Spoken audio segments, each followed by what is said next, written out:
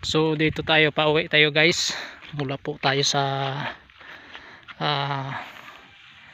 garden natin. Yan. Kumbaga sa farm. So medyo matanghali na ngayon. Kaya maglalakad muna tayo. Papunta doon sa bahay natin, bahay. Yan, yung ang daanan guys dito. Napaka ano talaga ang init ngayon.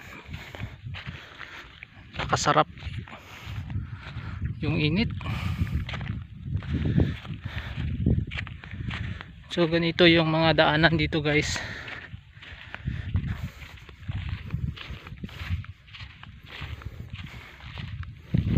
Yan, makikita natin yung farm.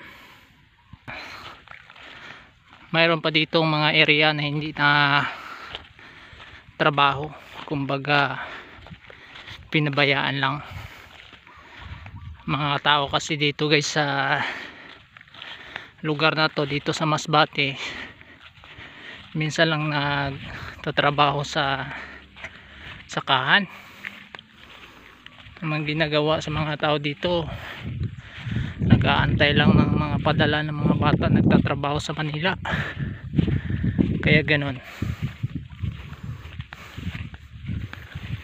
Tapos yung karamihang produkto nila ay lubi, aniyog.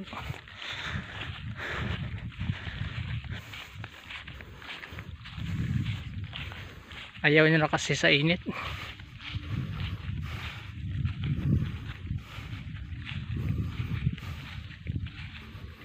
Napakasarap tingnan guys yung yung paligid. Ayan,